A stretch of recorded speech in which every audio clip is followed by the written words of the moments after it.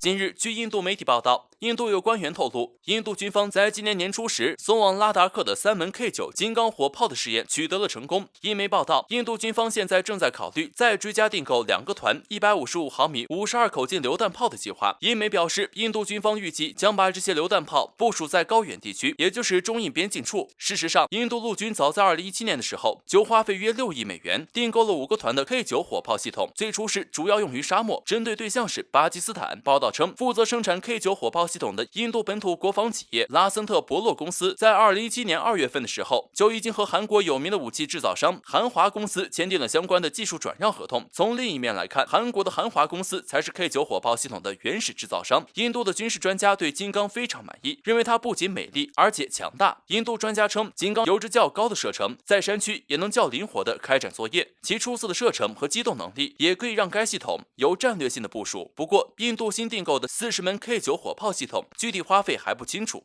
但根据印度以往的情况来看，造价只会比之前更高。对于印度这种要在中印边境加强军事部署的事，中国方面也早有准备。在7月底的央视军事节目中可以看到，我国已经在高原地区装备了不少新式武器，其中就有受到大家关注的新型火箭炮。中国此次装备的新型火箭炮在尺寸方面进行了改进，和新型的122毫米的车载榴弹炮有着相同尺寸的轮式底盘，相比之前的11式火箭炮的6×6驱动，此次亮相的是4×4驱动。值得一提的是，这次亮相的火箭炮大规模用上了自动挡的设计，正因如此，该火箭炮在性能上不仅强悍，操作上也更加便捷，还能够在高原、山地等路况上长时间的活动，而且还额外给火箭炮增加了越野控制、抗电磁干扰等功能，完全可以满足多种作战需求。其实，除了装备了新型火箭炮之外，我们还装备了新型车载榴弹炮、第3代的猛式突击车等。这些新型武器在作战能力方面自然是不用去怀疑的，但最具有杀伤力的还是前面提到的火箭炮。因为特殊的地形地势关系，加上印度的首都新德里也比较靠近北部的缘故，火箭炮如果发射，其实不需要多费劲儿。另外必须强调的是，中国在火箭炮上有着极强的优势，世界上射程最远的火箭炮就是中国的新型卫12D 大口径火箭炮，这个距离足够到达新德里了。因此有不少网友在知道印度陆军将要订购大量 K9 火炮在中印边境时，才明白中国为什么要部署新型火箭炮在我国高原了。甚至有中国网友不解气道，中国的火箭炮该多备点在中印边境。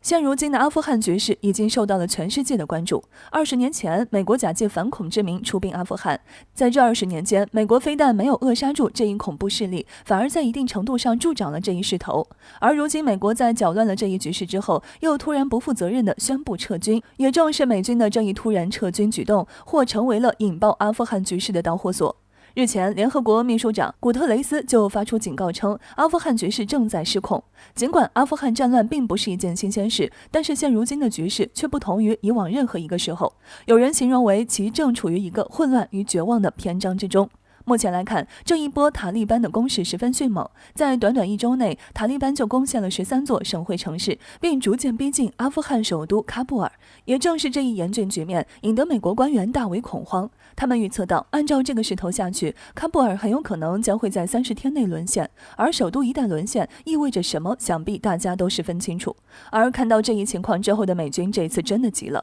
日前，美国军方下令将派遣3000名士兵重新返回阿富汗，这也令外界极为疑惑，美军这不是刚刚才从阿富汗撤出吗？如今在局势危急的时刻再增兵，是去抵挡塔利班目前迅猛的攻势吗？并不是。据悉，这次美军突然增兵是为了协助美国大使馆等人员安全撤离阿富汗。我们知道，一旦阿富汗局势被塔利班控制，那么在阿富汗的美国人员将会陷入到异常危险的境地。毕竟在阿富汗，美军和塔利班可是水火不容的2大势力。可以说，美军在阿富汗现如今的境地十分尴尬，曾经不可一世的美军也落得个落荒而逃的下场，实在是令人唏嘘。与此同时，这也让美国总统拜登的威严尽失。我们都知道，早在宣布从阿富汗撤军之际，拜登就表示不会为这一决定后悔。但是从现在来看，美军在阿富汗的惨痛遭遇，似乎刚好验证了拜登政府的无能。而这一幕也更加令美国的盟友们心寒。不管平时你对美国有多忠心，一旦大难临头时，美国照样该走还是走，只会给盟友留下一堆烂摊子。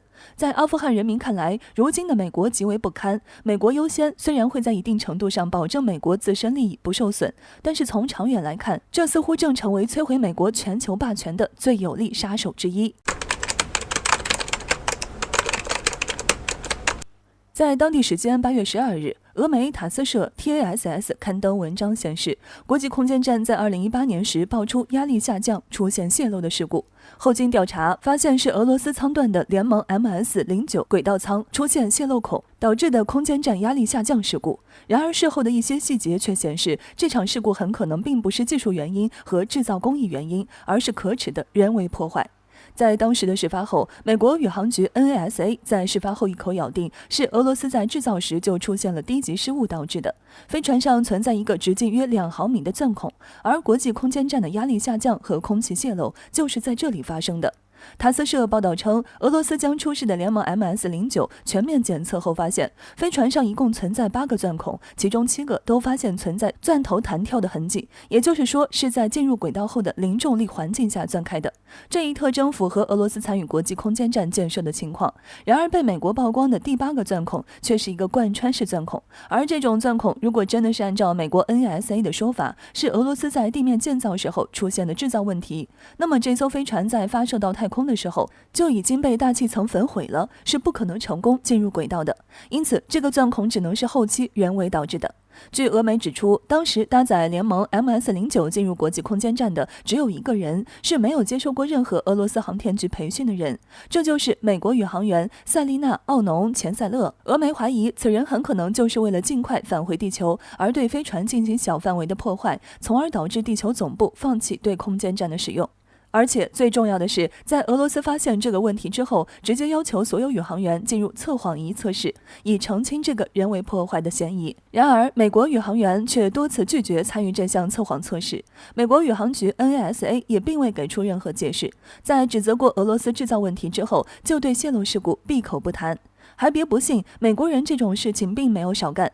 此前大火焚烧4天4夜的美军准航母好人理查德号，就是船上的水手为了泄愤故意放火。美军核潜艇迈阿密号同样也是美军士兵为了早点下班而故意纵火。有观察人士指出，俄媒这份报道很大程度上为中国航天敲响了警钟。我国空间站建成之后，会与国际社会进行多项合作。那么，发生在国际空间上的人为破坏，很可能也会出现在我国的空间站上。而且，按照西方媒体的一贯操作，必然会把问题全部栽赃到中国身上。因此，在合作对象的选择上，必须慎之又慎，防止别有用心的合作方故意破坏中国空间站。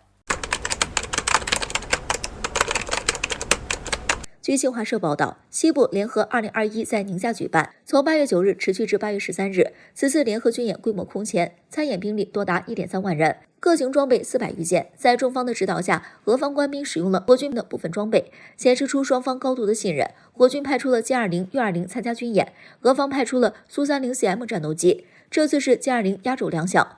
中俄联合军演是狠狠地在美国脸上打了一巴掌。美国一直企图挑拨中俄之间的关系未遂，美国故意在俄罗斯面前重复提醒中国拥有多艘航母，已经对俄罗斯构成了威胁。中国有航母还需要美国提醒吗？中国对俄罗斯的友好，普京已经做出了回应，没有给美国挑拨离间的机会。中俄之间现在处于前所未有的战略高度，双方在多个领域加强深度合作。中俄用这次军演增加了彼此之间的互信，中俄紧密相拥，粉碎了美军的挑拨的轨迹。在面对共同的敌人时，俄罗斯完全不用担心，完全可以依靠世界上最大的兵工厂放手一搏。自苏联解体后，俄罗斯一直处于守势，无论俄罗斯如何放低姿态，仍不能获得美国的信任。苏联解体本身就是美国的一场骗局，如今的俄罗斯深刻地认清了美国的嘴脸。比较美国，中国更值得信赖。美国安的什么心，俄罗斯早已看透。美国为了阻挠俄罗斯经济发展，可没少费心。俄罗斯和德国的天然气管道项目差点让美国搅黄了，还在俄罗斯附近搞军演。美国一直是为了自身的利益而行事，